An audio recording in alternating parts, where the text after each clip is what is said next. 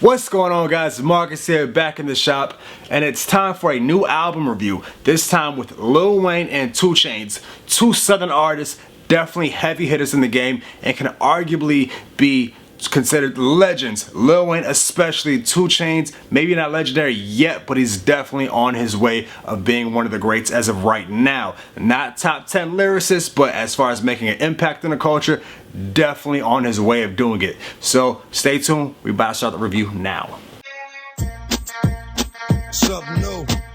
Stop, drop, shut them down, open up shop. Oh, no.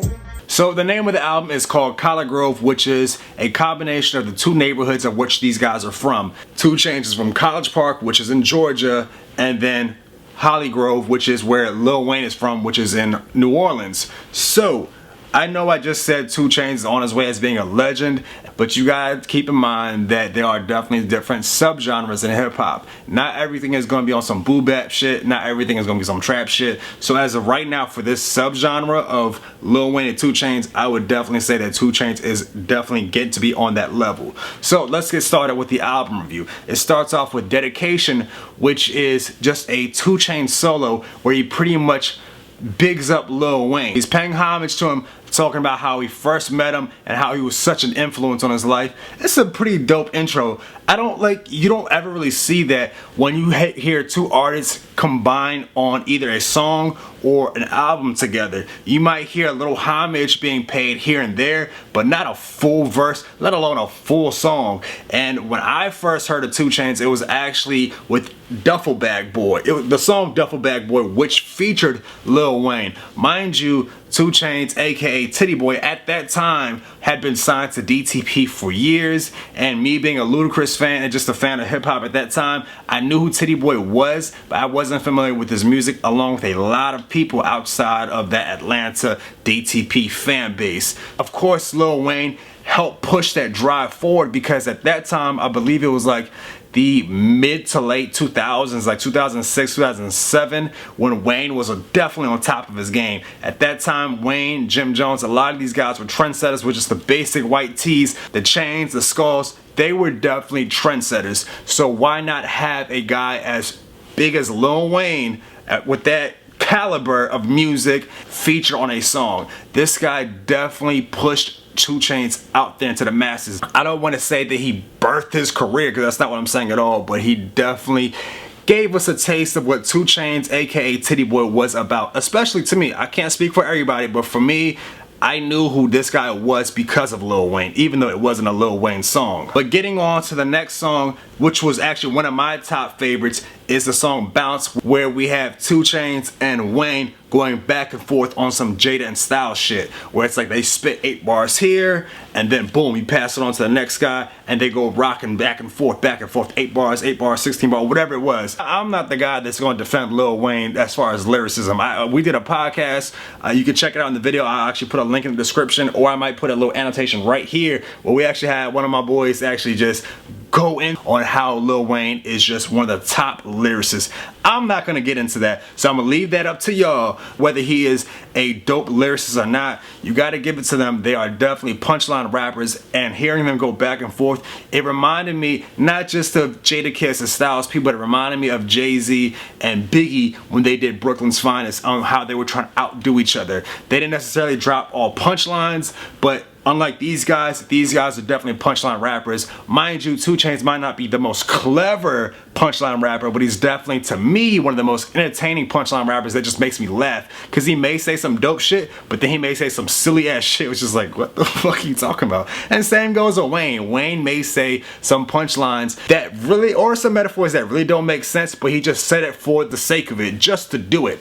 Again, they're not always going to be top of the line, some deep shit like, oh, you hear what he said? Sometimes he just said it just to say it. Now, I can't speak for everybody, but I know personally, I've never really been a big fan of Wayne when it comes to auto-tune. I'm not a huge Wayne fan, but I'm especially not a Wayne fan when it comes to auto-tune. I can take it from here every now and again, but when you just drench your whole song on auto-tune, that's when you just lose me completely. This goes back to Lollipop back in 08. This was actually my graduation year. everyone was bumping what you call Lollipop. I actually just noticed I might be dressed like Wayne in the video where he had the fitted and the leather jacket.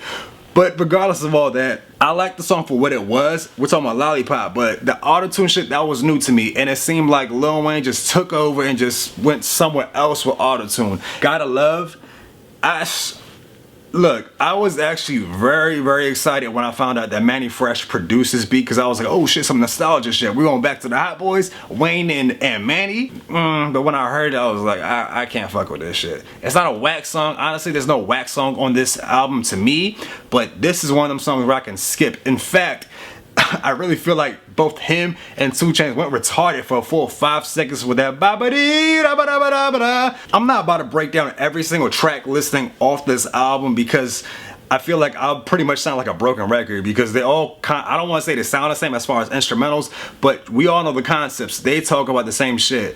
Pussy, drugs, you name it, the list goes on. And that's what pretty much the album is about. There's really no real concept. But my favorite song off the album is Blue C Note, just because the production is crazy. I was just fucking with that shit. That's my gym anthem as of right now. Like, I was squatting 315 in the gym earlier, and I had this song on repeat the whole time. Like, this is my shit right now. Just, it keeps me pumped, it keeps me hyped. That's my joint. There are some other joints on this album that pretty much I can rock to. Now, I'm not about to listen to Kendrick Lamar in the gym. This Blue C Note shit, that's that ignorant, ratchet shit that just got you hype, and I loved it for that. I do fuck with this album a lot more than I fucked with that Drake and Future joint. Not to say that shit was whack, I just like this one a lot more. I think they had a lot more fun with this album. I feel like they were actually in the studio together rather than just 2 Chainz spitting his verse and then emailing it to Wayne to wherever he's at, and then vice versa, them going back and forth. Like, I really feel like they were both in the stew vibing off each other's energy. I'm not saying there's something wrong when an artist sends their track to that other person, because they're all busy, you know what I mean? Some guy could be in Paris, another guy could be in LA, they got this and that going on. So yeah, that's when social media and the internet comes in handy, but there's nothing like actually being in the same room together and just vibing off each other's energy. That's like with anything in life, you know what I mean? You talking to somebody on the phone, you're not gonna have that same conversation with that person, or that same feeling as if that person was in the room with you. So overall, I do like this album. I don't think it's something that I would personally just go up, run out and download. It ain't that serious to me. So as an overall rating, I would say it's definitely something you might want to stream. If you are a Wayne fan, by all means download that shit and enjoy it, because again, this is just one of the mindless albums that you just gotta have fun to. You can't take it that serious. Like, it reminds me of like them old action movies, like them 90s cheesy action movies. That's just mindless fun. Like, have you ever played a video game that just was a button smasher? Like, it's not a real RPG game. Like, you're just there to, you know what I mean, just smash buttons and just have a ball. Like, it's nothing to be taken serious. And overall, that's it. So I can't say that it's hot garbage. If you think so, let me know in the comment section and tell me why. Don't just say it sucks just because it sucks. Let me know why you think it sucks. And if you feel the opposite, you feel like you should run out and buy a physical copy, let me know why. Don't forget to like, subscribe, share this video, and yeah, follow me on Instagram and Twitter. And that's pretty much it. I'll catch y'all next time.